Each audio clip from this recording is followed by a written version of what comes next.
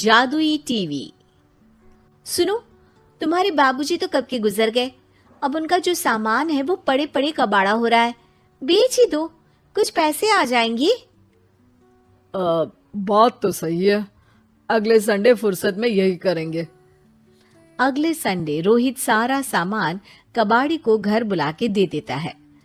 तभी उसकी नजर बाबूजी की पुरानी टीवी पर जाती है, जो इतने सालों तक कूड़े में पड़ी थी, फिर भी चमचमा रही थी।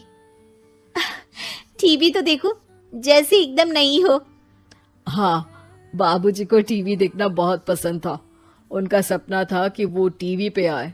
एक बार मौका भी था जब वो अपने गांव के गाने सुनाने किसी चैनल पर जाने वाले थे, पर मैं और मेरा भाई लड़ पड़े और बाबूजी को घर पर ही रुकना पड़ा। चला के देखें क्या? हाँ हाँ, क्यों नहीं, देख लेते हैं। पर शायद ही चले। बाबूजी ने उस लड़ाई के दिन के बाद टीवी देखना ही छोड़ दिया था। टीवी चालू करने के लिए उसमें केबल वायर लगा दिया जाता है। एक न्यूज चैनल चालू हो जाती है। स्वर्ग की सीढ़ी के रास्ते हैं तीन, तीनों के तीन रास्ते हैं संगीन। पहला रास्ता है सांप की बीन, दूसरा रास्ता घर में बिछा कालीन, तीसरा रास्ता कलकत्ता से चीन। ये क्या बकवास खबर है, कुछ अच्छा लगा दो। अरे आप बोलो तो सही, कोई अच्छी खबर सुना देता हूँ। मेरा तो काम ही खबर देना है। अरे बाप रे, टीवी बात कर रही है। हाँ, ये न्यूज वाला मुझसे। हाँ हाँ, आपसे ही तो बात करूंगा ना, आपके घर में हूं तो। अरे ये सपना है क्या? तुम हमसे बात नहीं कर सकते? अरे सपना नहीं भाई साहब, ये टीवी जादुई टीवी है। बोलो क्या खबर सुननी है, वरना ब्रेक लेने का टाइम आ जाएगा। सुप्रिया घबरा के टीवी बंद कर देती है। वो क्या था? अरे एक बार और चालू करके देखे, फिर से बात करेगा तो चैनल बदल देंगे।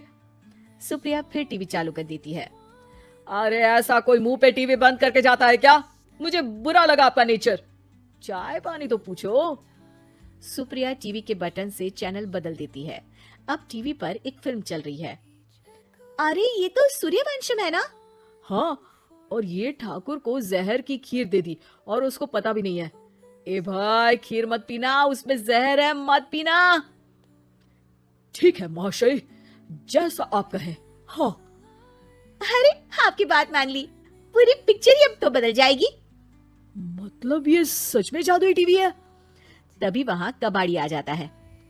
भैया, टीवी के 150 रुपए दूंगा, चलेगा? अरे 1.5 करोड़ में भी ना दे तुमको ये टीवी हम। अरे 1.5 करोड़ खरीदने को होते तो तुम्हारे घर में ये पानी चाय नहीं पीता, अंबानी या टाटा के घर बैठा कोल्ड कॉफी पीता। रोहित कबाड़ी का हिसाब करके उसे वहां से चलता करता है और अपने भाई शशिकांत को बुलाता है। शशि थोड़ी ही देर में वहां पहुंच जाता है। क्या हो गया भैया? अरे बाबूजी का टीवी याद है? हाँ हाँ, जिसमें गुस्से रहते थे हमेशा वो, और अपने को कुछ नहीं देखने देते थे। अरे वो अब जादुई टीवी बन गया है। भैया, आपकी बकवास करने की आदत अब तक नहीं गई। अरे आपके घर में बच्चे हैं, अब तो बड़ों जैसी बात करो। रोहित जाके टीवी चालू कर देता है। टीवी पर एक जादू का शो हो रहा है जिसमें एक जादूगर है। अब मैं अपनी टोपी में से कबूतर निकालूंगा। श्रिंग ब्रिंग श्रिंग बम फोपा फुफी फुफा पाउ। टीवी से कबूतर निकलता है और शशिकांत के सर पर आकर बैठ जाता है। भैया ये क्या हो रहा है? भैया इसे उड़ाओ। ए कबूतर, जा जा कबूतर। अब मैं टोपी में से सांप। सांप सुनते ही शशिकांत कांप जाता है और भाग के टीवी बंद कर देता है। भैया सॉरी भैया, मैं समझ गया ये सच में जादुई टीवी है, पर एक बार और ट्राई करते हैं। पर भाभी, कोई दूसरा चैनल लगाओ हाँ, जिसमें डर ना लगे। सुप्रिया टीवी चला देती है और न्यूज लगा देती है। अरे कितने दिनों बाद मुझे याद आया, बताइए क्या खबर सुनाओ। और ये नया आदमी कौन है? ये मेरा भाई है शशिकांत। ओह यस, वही है ना जिससे तुम लड़ लिए थे किसी बात पे और तुम्हारे बुढ़ाओ पिताजी गुस्सा हो गए थे और टीवी को संन्यास दे दिया था। हैं? तुमको कैसे पता ये सब? इस टीवी में रहने वाले आदमी से लेकर कबूतर तक को तुम्हारे बाबूजी और तुम्हारी बातें पता है। तो ये जादुई टीवी है। ये टीवी क्या कर सकती है वैसे? तुम जो मांगो दे सकती है। कहानी बदल सकते हो, खबर बदल सकते हो, कोई चीज मांग सकते हो। अरे भैया, ये टीवी मैं लेके जा रहा हूँ। बाबूजी का लाडला तो मैं ही था ना। अरे ऐसे कैसे? मैं बड़ा बेटा था, अब तक मेरे घर में टीवी थी ना।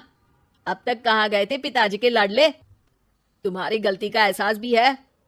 अरे भैया, ज्यादा ना बोलो वरना भूल गए, आपके दांत तोड़ दिए थे मैंने उस लड़ाई में। मेरी बीवी के सामने मेरी बेइज्जती करता है। रुक दोनों भाई हाथापाई पे उतर जाते हैं। रुक, बताता हूं तुझे कि कौन बड़ा है। अरे छोटे का दम तो देख लीजिए आप। ये खबर आपके बाबूजी को देता हूँ। तभी टीवी अचानक बंद हो जाता है। अरे शायद टीवी नाराज हो गया, और लड़ लो। आए बड़े खली बनने। टीवी से एक तेज रोशनी निकलती है और टीवी में बाबूजी दिखाई देते हैं। बापूजी आप। इतना चकरा क्यों रहा है? अपने बाप को नहीं पहचानता क्या? ये तो ऐसा ही है बाबूजी। प्रणाम बाबूजी। अरे चुप कर, तुम दोनों ही उल्टे हो। तुम्हारी वजह से मैंने टीवी में आने के सपने को छोड़ दिया, तुम्हारी लड़ाई की वजह से। और तो और, जितना मैं अपनी बीवी को नहीं देखता था उतना टीवी को देखता था, वो भी छोड़ दिया तुम दोनों की लड़ाई की वजह से। और अब मरने के बाद जब मैंने टीवी को जादुई टीवी बना दिया तो भी तुम इसका फल लेने की जगह लड़ रहे हो। अरे तुम तो लायक ही नहीं हो, अब तुमको बाबा जी का ठुल्लू भी नहीं मिलेगा। बाबूजी चले जाते हैं। टीवी बंद हो जाता है। रोहित और शशिकांत गिड़गिड़ा के टीवी के सामने हाथ जोड़ के बाबूजी को बुलाते हैं, पर टीवी सिर्फ धुआं निकालता रहता है।